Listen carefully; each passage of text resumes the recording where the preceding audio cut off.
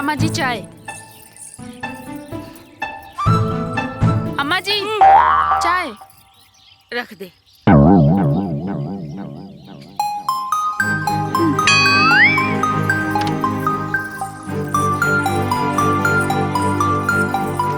यही सोचतनी अम्मा जी ना, छोटकी होके दाव दे खैलस, छाती तान के बेटवा के बियाह भी कर लेलस। सही कहो तारू, यही सोचतनी। ओकर सगरो अकड़ ढीला करे के तरीका हमनी के खोज ले बनी जा। का खोज ले बड़े रे?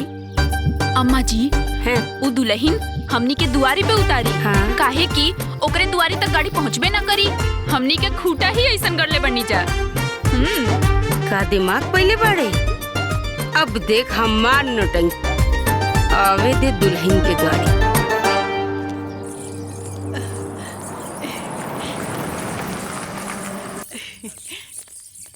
ए सुशीला,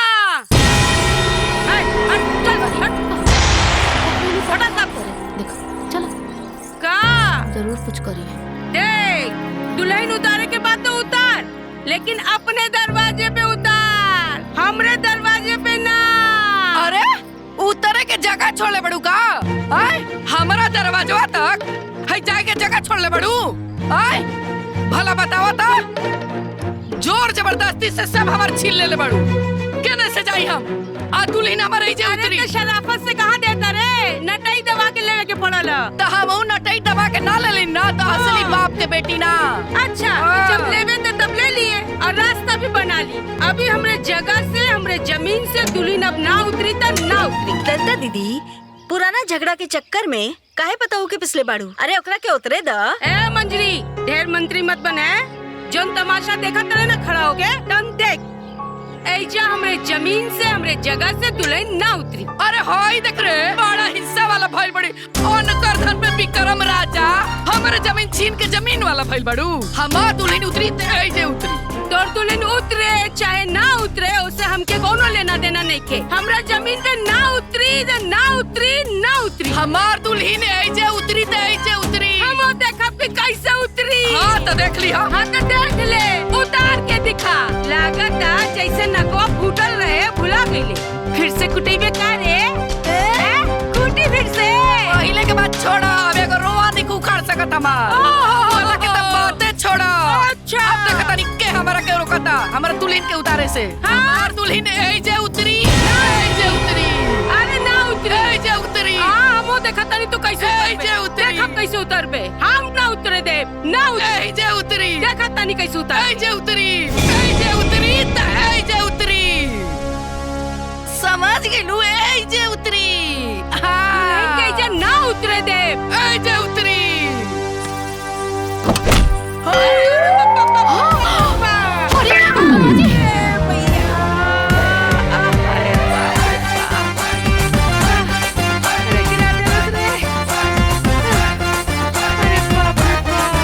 अरे माई माई जबर छाती तोड़ देलस रे, हमर कमर तोड़ देलस रे। बाप रे बाप।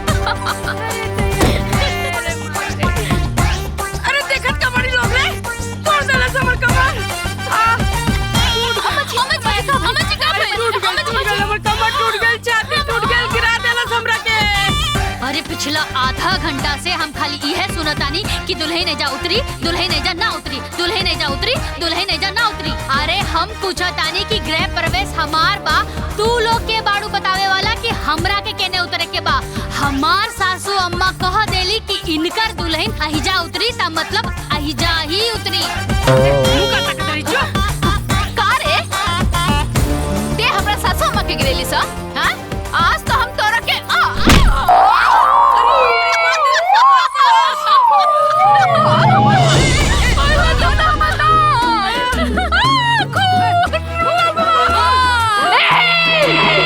नाक फुड़वावे के बा? अरे आवा ना। अरे आवा, तोहर नकिया तोड़ दे। हम अपन नक न तोड़ें। कहा तानी ना आवा। हम न जाइब। अम्मा जी, कौना घर में जाए के बा? अरे दुल्हन आपन घर में बा। ठीक। अरे केहू दीदी के डॉक्टर के पास लेके चले। हमार कमर दुखाता ना। अम्मा के भी लेके चले, केहू मदद करा। छाती टूट गइल, बाप रे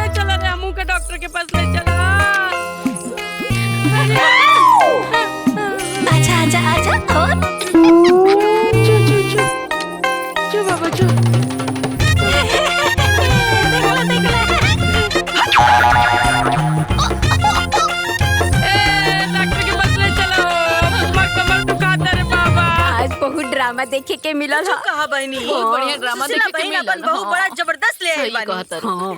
हाँ औते अपन रंग देखा देलस। अरे ई त भाई टेलर ह, फिल्म पूरा बाकी बा। देखा लोगन आगे का होता। अरे दीदी के नकिया पे तो पट्टी सटा गइल, ठीक वैसे ही जैसे बुढ़िया के नकिया पे सटाइल रहे। चुप। ई नाक में पट्टी ना, लक्ष्मण रेखा खिंचाइल बा।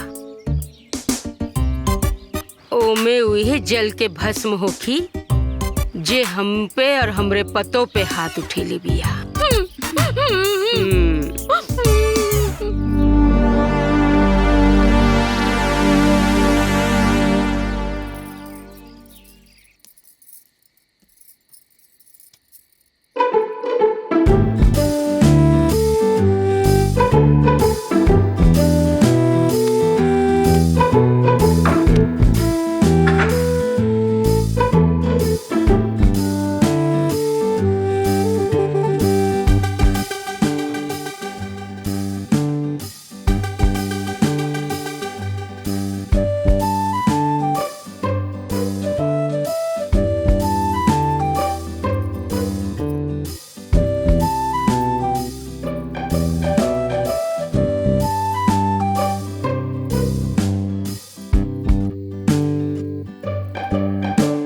का बात बाजी, रहुआ इतना दूर काहे बैठल बानी और कुछ बोलत काहे नहीं की? औथे बड़की भौजी का नाक फोड़ देले रहलू। हमके झगड़ा से बहुत डर लागेला।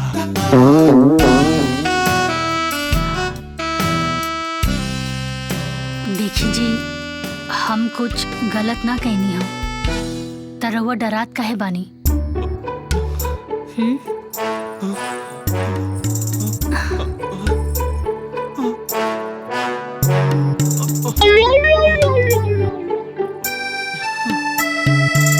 देखी जी, अन्याय के खिलाफ आवाज ना उठावल भी ना अन्याय के साथ देहला के बराबर होला।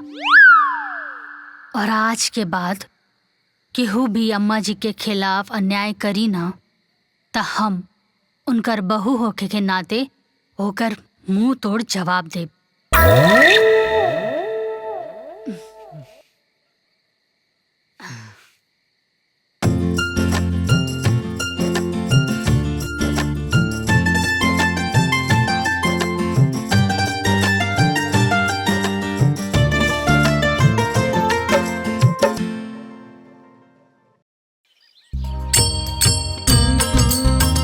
ए माई, हाँ ई केकर पूजा कर रहल बाड़ू? अरे ई खुटवा के पूजा करतनी।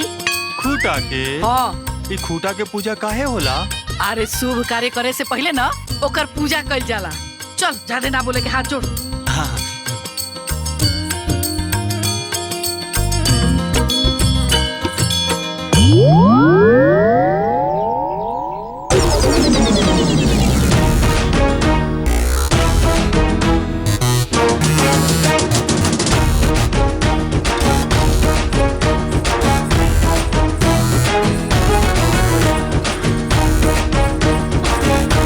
ये हमार खुटा पे का जादू टोना होता जी? बोलत काहे नहीं खी? अम्मा जी, अम्मा जी, हाय देखी का जादू टोना करत तारी। अरे जल्दी आई। का भेल रे? देखी ना का जादू टोना करत तारी। हैं? अरे सुशीला, है का जादू टोना कर रहल बड़ी रे? अरे जादू टोना नहीं के ओकर। हाँ। टिका पूजाता। का? जैसे बकरा के काटे से पहले ओकर टिकाई पूजाई होला नु। हाँ। ओ सही ई खंभा उखाड़े से पहले टिकाई पूजाई होता। ए, क्या उखाड़ी रे? केकरा छाती में इतना दम बा रे कि हमार खूटा उखाड़ी? तो लोला ना नोड़ा से इसे कूच दे। हाँ त तहरो लोलवा कुचे खातिर ना उतार ले बानी। केकरा के? हाँ तो बुलावा तनी अभी देख लिया। अरे बहुरिया जी अम्मा जी। तनी है ना आया हाँ, तनी हो। अम्मा जी।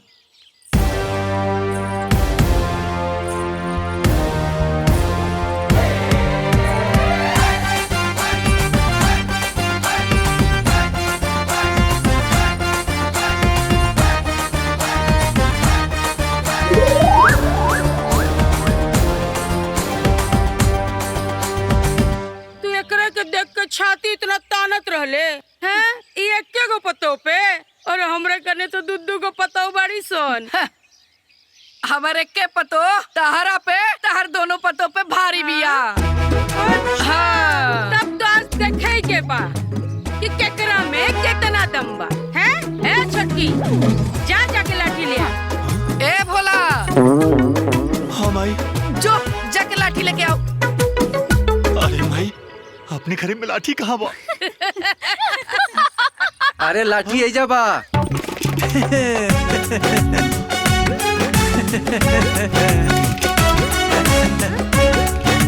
कहो तारा के भोरा ही ना बुलैले रही। अरे आपे ला तो लाठी लेवे गई रहनी है। आपे कहनी है ना कि ऐसा लाठी लिया कि एके लाठी में हाथ गोर कपार सब फूट जाए। उहे लेवे गई रहनी है बाजारे। ली देख ली कैसा लाठी चाहिए। रुकी अम्मा जी, हम देखत है।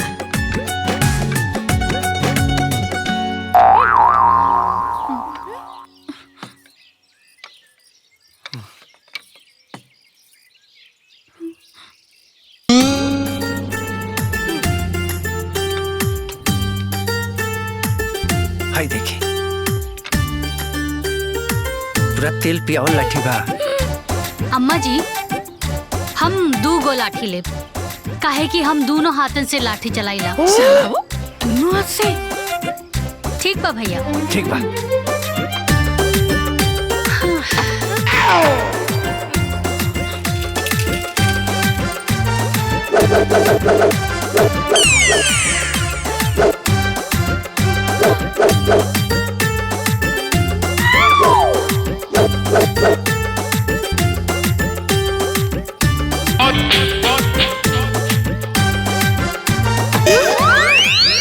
हाँ, तो आप जेकरा के जौन फैसला करे के होके आज दोनों हाथ से चलावे ले। जहाँ देखा बिंदु बिंदु बिंदु, जैसे गांव में एके गो पतो बिया। हमरे घर में तो पतो ही नहीं खे।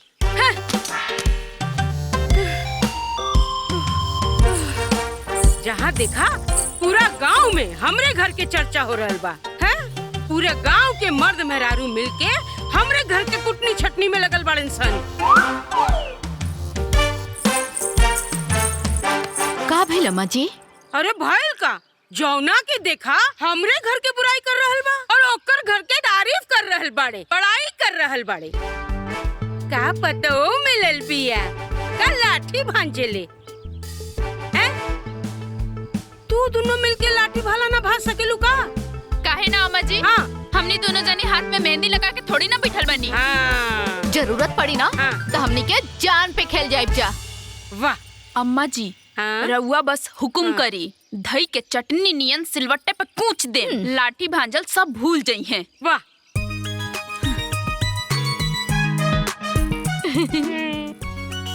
वाह। अभी अगर कुछ बोलस ना तो ईट के जवाब पत्थर से दिया लो। जी अम्मा जी।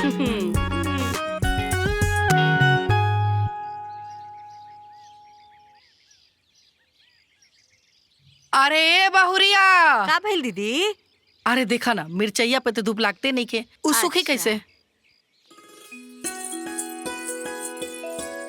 हाँ अम्मा जी। अरे दुल्हन हौ मिर्चैया पे तो धूप लागते नहीं के, सूखी कैसे? बटोर के धूपा में डाल द। ठीक बा। जान लो जब से आइल बाड़ी हमरा घर में सब बढ़िया बा। ठीक बा दीदी। हाँ दूसरा के पतोह से तो अपन पतोह बहुत बढ़िया बा। जान लो घर में रौनक अब उ लोगन के पता लागी। वहनी के तो एकदम शांत बाड़ी सब। अरे सही कहा तारू दीदी, अब उ लोगन के अरे दुल्हन क्या करता रू? अरे अरे बाप रे बाप, ई का कइलू तू? खोटा के ओने डाल देलू मिर्चैया। आय अरे वो सब देखिए सन ना, तो कर हाथ मचा के रख दिया सन। अरे काहे कर रही अम्मा जी, उनकर जमीन थोड़ी ना खाता नी, मिर्ची सुखा जाई तो हटा दे। अब ज्यादा चिंता मत करी, चली। अरे चली, अरे चली अम्मा जी, चली। अरे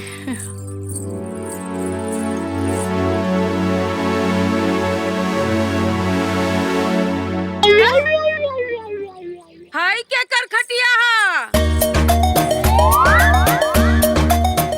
ए छोटकी, ए बड़की, का भेल अम्मा जी? हाय देखा हमरे जमीन पे सुखावल सुखैले बिया लोग।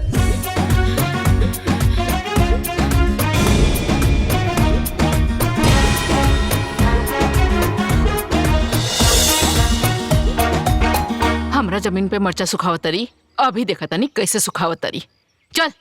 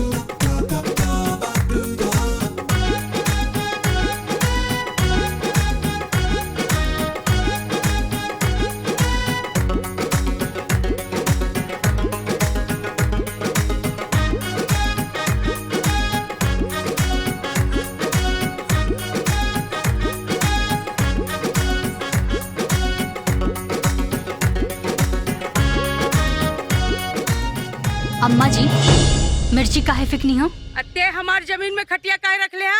एक एक मिर्ची उठा के ओकरा के आपन जगह पे रख दा, नाता सोच लिहा। सोच लेनी, ना रखब का करबे? ना रखबू? ना रखब तो ना रखब, का करबे ते? अरे अगर तू ना रखबू तो रखी है तोहार पतो। तोर इतना हिम्मत ते हमार पतो से काम करेबे? हिम्मत दिखबू, हिम्मत दिखबू, हमार हिम्मत दिखबू। देखा दिखाई अपन हिम्मत, दिखाई अपन हिम्मत। हाँ? हाँ? दिखाई।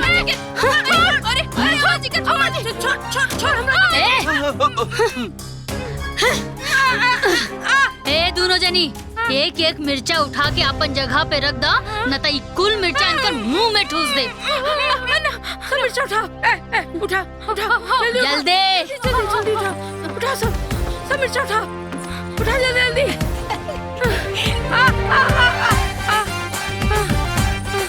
जल्दी उठाओ।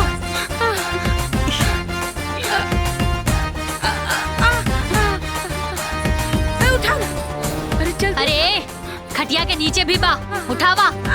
आए सब मैदान में उठा, घुसो घुसो। कांपे सब थर थर, आए सब मैदान में कांपे सब थर थर, डोले धरती अंबर, ये बिंदु, देख देख जा जा, उठा जल्दी जल्दी। ये बिंदु तो है हिटलर, ये बिंदु तो है हिटलर, ये बिंदु तो है हिटलर। अरे उठाना जल्दी। अम्मा जी सब उठ गए, सब हो गए। अम्मा जी, हाँ तनी देखी ता एको मिर्चा छूटल त नहीं खे। अगर छूटल होई त ई कुल मिर्चा इनकर आँख, नाक और मुंह में ठूस दे, अभी के अभी, अभी के अभी। हाँ? छुटल बा, छुटल बा, छुटल बा, उधर उधर उधर छुटल बा। उठाओ, जल्दी उठाओ।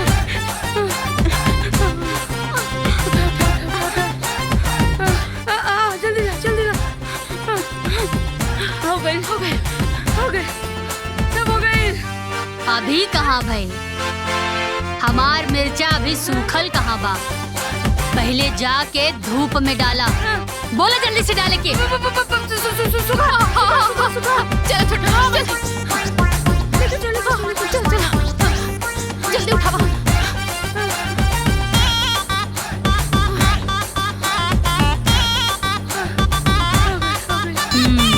अब हो गई।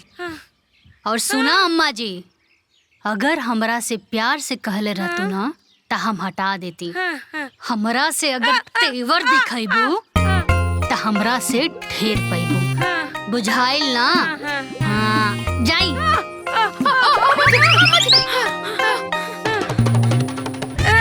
चलो सब रे, तेल गरम कर, बहुत दुखाता गर्दन।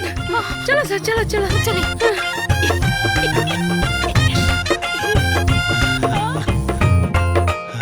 ए दुल्हन, बड़ा बढ़िया कैलू। आज तो यानी के तेवर निकाल देलू, एकदम हवा निकाल देलू। बड़ा मजा आई। ए रुका।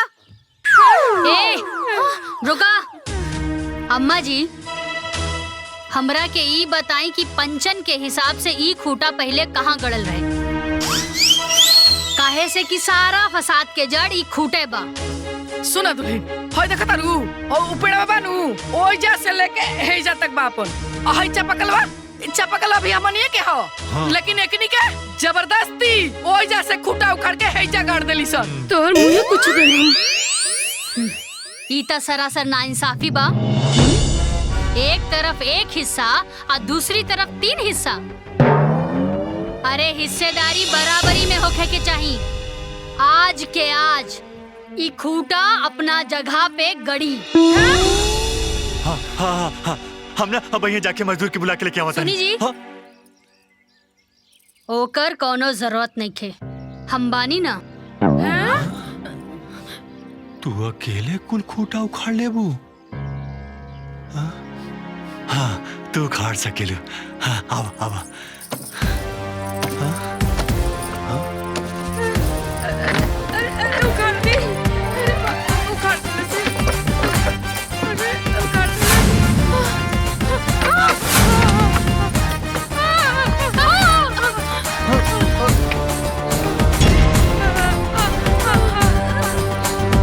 आए सब मैदान में कांपे सब थर थर।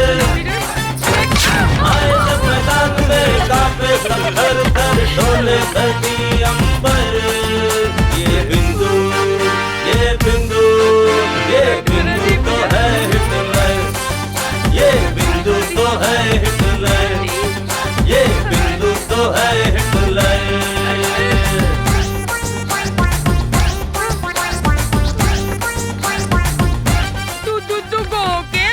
कुछ न कर सकती है।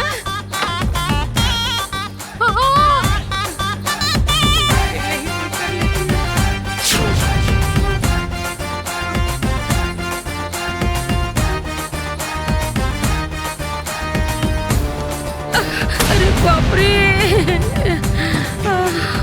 आए सब मैदान में कांपे सब थर थर। आए सब मैदान में कांपे सब थर थर। डोले धरती अंबर। ये बिंदु ये बिंदु ये बिंदु तो है हिटलर।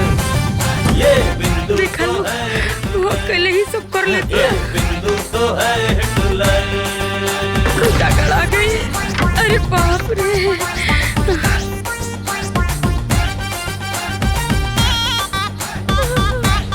सब सत्यानाश हो गए।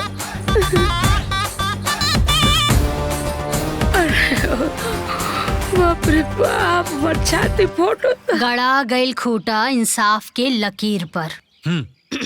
अब एकरा के अहिजा से जे केहू भी उखाड़ी ना, वो सीधा परलोक सिधारी। ये बिंदु ये बिंदु